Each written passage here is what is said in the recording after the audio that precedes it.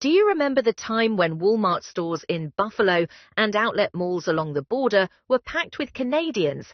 Every weekend, a line of Ontario license plates stretched for kilometers, all just to hunt for a few authentically American bargains and contribute to the border economy.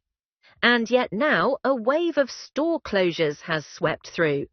No Canadian shoppers cross the border, and so billions of Canadian dollars that once flowed across the border have disappeared from American cash registers. Countless employees have been laid off.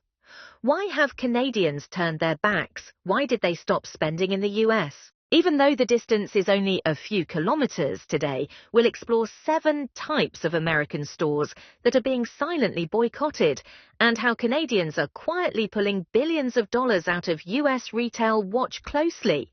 And note that the information presented here is compiled from statistical data with no intention of discrediting any organization. Number 1. Retail stores. There are weekends when Americans living near the border only need to look at the license plates in the Walmart parking lot to know it's peak hour Ontario, Quebec, New City. Brunswick cars packed from early morning. But now the place that used to be a borderless commercial hub has become so quiet it feels like the whole area has been forgotten. For decades, Canadians have flocked to US retail stores like Walmart, Target, or Macy's. Not just to shop, but for the experience. They called it border strolling, a budget-friendly way to combine a short trip with bargain hunting, with lower retail prices, lower taxes, and a more diverse range of goods. The US used to be the international warehouse for Canada's middle class. In some cities like Buffalo, New York, or Pathisu, Bellingham, Washington, EFT Prince, or Plattsburgh, Vermont, Canadian shoppers once made up to 70% of weekend revenue. Many Walmart stores that used to serve more international than local customers. But in 2025, that picture has changed. From January to March, the number of cars crossing border bridges, like Peace Bridge or Rainbow Bridge, dropped by tens of thousands, according to data from Erie County. In just the first 2 months of the year, the number of personal vehicles from Canada fell by more than 35,000, and retail tax revenue in some border districts dropped by around 5 million. This isn't just about numbers, it's about a very real sense of loss. Parking lots that once bustled every Saturday are now so quiet you can hear the door of the only car closing for the day. Grocery staff have had their hours cut, service counters no longer need attendants. What used to be a weekend routine has become a habit left behind. The reason isn't sentimental, it's a shift in the benefit equation with a weakened KD plus gas, cost tolls, local US taxes and increased import tariffs. Since early 2025, Canadians have to think twice. A cross-border trip is no longer a good deal, but an unpredictable expense. Meanwhile, Walmart Canada has continuously adjusted prices from fresh meat and vegetables to toilet paper, helping local consumers save over $400 annually. On average, according to an estimate from BTPM, conversely, many border Walmart and Target stores are witnessing weekend customers evaporate, not suddenly but quietly in waves. Internally, inventory management is no longer monthly, but weekly. Many branches have cut orders, stopped hiring seasonal workers, and shifted shifts to off-peak hours. In its Q2 report, Walmart's national system still showed slight growth thanks to domestic US demand. But branches in Buffalo, Blaine, or Detroit weren't as fortunate. Losing Canadian customers is like losing an economic lifeline for many border towns, not just supermarkets, but gas stations, currency exchanges, fast food joints, and even the small logistics systems supporting shopping traffic are seeing revenue decline. Communities that once lived off short-term cash flow are now learning to cope as the flow slows down. More worryingly, this doesn't seem to be a temporary change. A study in early June by Dunham showed 71% of surveyed Canadians plan to buy fewer American goods in 2025, and 25% see this as a long-term shift. And if border Walmart stores are truly forced to shut down due to unsustainable operations, the first to be affected won't be the corporation, it'll be the local workers, those with weekend part-time jobs, stay-at-home parents. Earning extra from evening shifts, fresh graduates looking for a nearby job all will lose their foothold in a small economic ecosystem. Just one Walmart closing can pull down an entire service chain around it. On the other side of the border, Canadian provinces like Ontario and British Columbia are ramping up stay and spend local campaigns, supporting local businesses and offering tax refunds to companies that reduce reliance on US imports. The federal government doesn't intervene directly, but its incentives quietly create conditions for people to shop at home.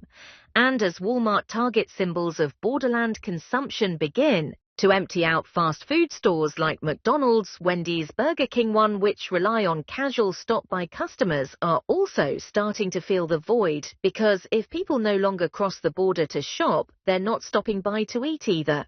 Number 2, fast food restaurants. For many Canadian families, a weekend trip to the US used to be as simple as driving to a nearby park, but more fun because there was an authentic American Big Mac waiting.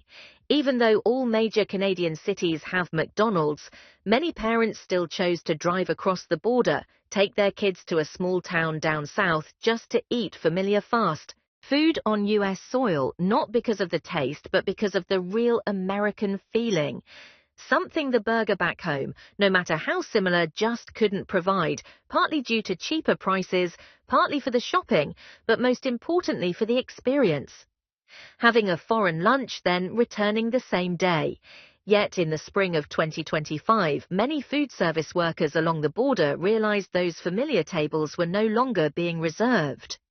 Border gates are still open roads, still clear, but Ontario and Quebec license plates are fading from view. Data from checkpoints showed that car traffic from Canada into the US dropped by over 35% in the first quarter. But for fast food outlets in Buffalo or Bellingham, they didn't need statistics to notice afternoon shifts grew quiet. Inventory turnover began to slow in just Q1 2025, according to estimates from Technomic and Retail Dive. Revenue from Canadian customers at US fast food chains near the border dropped by over $350 million. If this trend continues through the year with a 25–30% average decline compared to 2023, total industry losses could surpass $1.4 billion, directly affecting tens of thousands of part-time jobs in border states like New York, Washington, Michigan, and Vermont. It's not that Canadians stop liking burgers or fried chicken, they're just asking a different question now. Is a familiar sandwich still worth hours of driving, extra fees, currency exchange, and border lines? When US combo prices no longer offer a big enough difference and menus remain unchanged from a decade ago, people begin to compare, not with money, but with experience. Additionally, younger consumers, especially new parent generations, are increasingly attentive to meal quality. From ingredient sourcing to salt, sugar, and fat content, they no longer see fast food as an attractive option, but a convenient choice in need of improvement. And quite a few have started questioning food safety at big chains after multiple US media reports on recalls, suspected contamination, or declining quality due to cost cutting. Meanwhile, many Canadians are turning to local brands, like Mary Brown's Chicken, known for cleanliness and kid-friendly flavor, or Freshie, which offers salad, bowls, plant-based proteins and smoothies with personalized calorie counts via app. Many families now prefer poke bowls, veggie sandwiches, handmade sushi rolls, or miso soup. Still fast, still convenient, but lighter and safer after each meal for US McDonald's near the border. The silence of Canadian customers isn't just lost revenue, it's the loss of a previously loyal customer base. Previously, weekend Canadian traffic alone could account for 30–40% of total orders at border branches. That wasn't just pocket change, those were big orders. Big families ordering multiple combos, spending freely. If this trend persists, the impact won't just be at the register. Every unsold burger is a lost kitchen task, a cancelled shift, an ingredient order no longer sent to suppliers. That chain reaction starts in the fridge, but could end on the payroll. And more importantly, this didn't happen after a scandal or political shock. It came from hundreds of thousands of small decisions until habits changed without anyone realizing. No one voted for this shift, but everyone chose it with their wallets and way of life. US McDonald's once represented a slice of the American image in the eyes of Canadians. Vibrant, cheap, convenient, and cross-border in essence. But when those elements fade, that image begins to blur too. Sometimes you don't need to hate something to leave it. You just need to find something else more reasonable. Number 3, souvenir shops in tourist cities. There are gifts that people don't buy because they're beautiful, but because they capture a memory, a t-shirt that says, "I love NY," a mug printed with the Rainbow Bridge, or even just a fridge magnet with Abraham Lincoln's face. These things used to be a gentle message, "I've been to America." But in the summer of 2025, in tourist cities along the border like Niagara Falls, Buffalo, or Plattsburgh, souvenir shops are quietly closing earlier than usual. Keychain trays are no longer rearranged each night. Buy 3, get 1 free signs still hang, but no one looks at them all day. Canadians, once the group that accounted for the bulk of souvenir revenue, now seem to have stopped coming back. According to reports from local tourism organizations, the number of Canadian visitors to the US dropped sharply in May and June 2025, especially in border destinations that once thrived on weekend tourists. For many locals, the scary part isn't the temporary quiet, but the change in habit. They've realized Canadians no longer see a trip to the US as an essential part of summer, and when tourists don't come, souvenirs lose their reason to exist. These souvenir shops, once thought of as memory stalls, are going through a quiet crisis. No mass closures, no waves of bankruptcies. But each small shop owner is struggling with sharply declining sales, according to internal data from the Border Tourism and Retail Group. The souvenir and travel craft sector alone may lose between 280 and 350 million USD in the first half of 2025. A surprisingly large number, but rarely mentioned, because the industry is too small to make noise, too scattered to have a voice. Yet the damage is real. Every unsold gift means a shift cut. Every stretch of stores without customers means a row of nearby diners and cafes falling into slump. No more Canadian children speaking French asking their mums to buy a box of strawberry candy. No more groups of older tourists looking for postcards to send to Vancouver. The little things that used to give life to an entire street now fading quietly day by day. And this change isn't about prices, it's about feelings. The more Canadians feel uncomfortable being seen as dependent tourists, the fewer want to cross the border just to buy a shirt with stars and stripes. A quiet but growing wave is spreading in the Canadian community. They don't want to be seen as the 51st state, and they're responding by retreating, by choosing to vacation domestically, and by no longer needing any souvenir bearing the image of America to hang in their home. On the Canadian side, domestic tourist spots like Niagara on the Lake Montmorency or Prince Edward County are attracting more and more visitors. Not just because they're close or convenient, but because they make people feel like they belong. The gifts chosen there, from local wool to maple syrup, juice to hand-printed artwork, are bought not just for price, but for pride. Meanwhile, the US is confused. Niagara Falls has put up billboards saying Buffalo loves Canada, slashed lodging taxes by 50% and is trying hard to bring cross-border visitors back.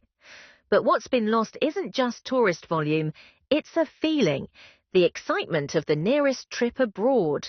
That excitement in 2025 no longer seems to be what people are looking for. So the story of souvenirs is no longer about souvenirs. It's a story of pride, of the invisible gap between two once friendly countries, of the feelings of a community that no longer wants to prove anything through spending money across the border. Unlike Walmart or McDonald's, the souvenir industry has no corporations backing it. These shops belong to families, to young entrepreneurs, to single mothers selling seasonally. They have no massive ad campaigns, no international promotions. They live off memories and are slowly losing the ability to create new ones. In this quiet withdrawal, the souvenir sector is the saddest victim, not because it's loud, but because it lives on emotion, and that emotion is slowly leaving this border region. Number 4. Electronic stores. There was a time when every new iPhone season brought unusual buzz to tech stores near the border, like the Apple Store in Burlington or Best Buy in Niagara Falls, Ontario, and Quebec. License plates packed the lots. Canadians crossed the border not just to buy a phone, but to touch the newest, fastest, and sometimes cheapest tech compared to back home. For them, it wasn't just a purchase. It was an experience where unboxing an iPhone on US soil felt like bringing the future home early. They tested devices, asked staff in clean American English, chose leather cases, fast chargers, Apple Care. And when they returned, the white bag with the Apple logo didn't just hold a device, it held the joy of "I got it before others." That consumer habit used to contribute over $270 million USD annually to tech retail in US border areas. According to Deloitte Tech Retail Monitor, Canadian shoppers alone made a huge difference, not only because they spent big, but because they returned almost every season. But in summer 2025, the parking lots are empty.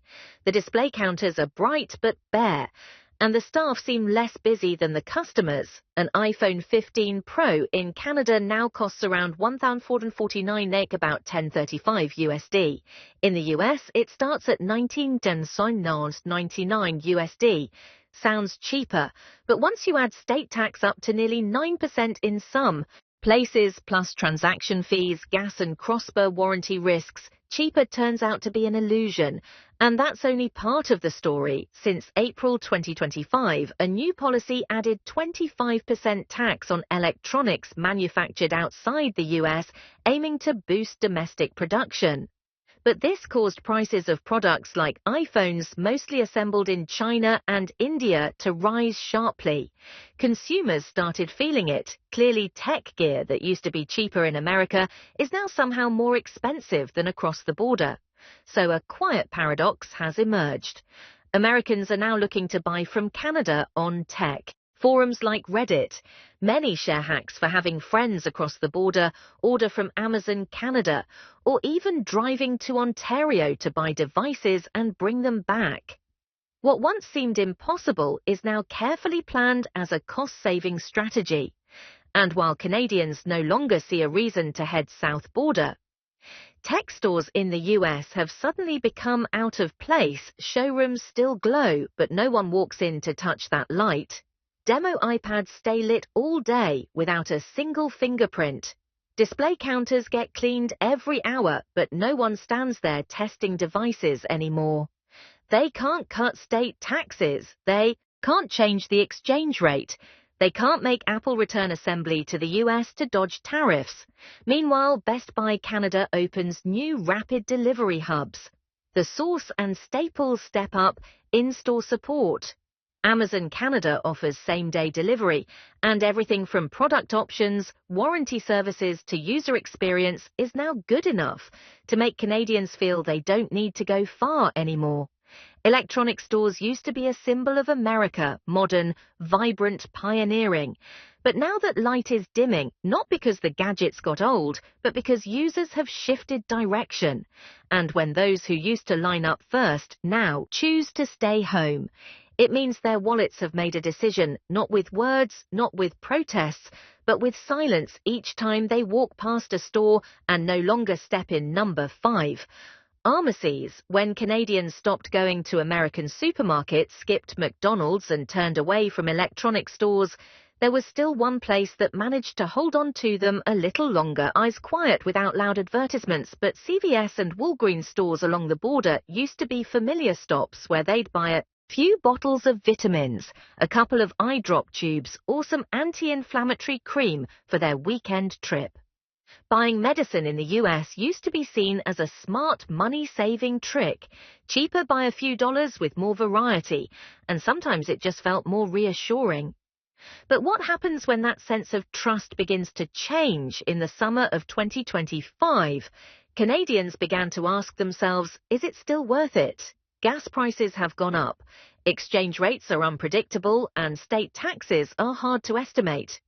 Meanwhile, according to Health Canada, prescription drug prices in Canada rose only 1.2% in 2024, whereas in the US, certain generic drug groups increased by as much as 8 to 10%. For those who rely on regular medication, especially older adults, those few percentage points are no small matter.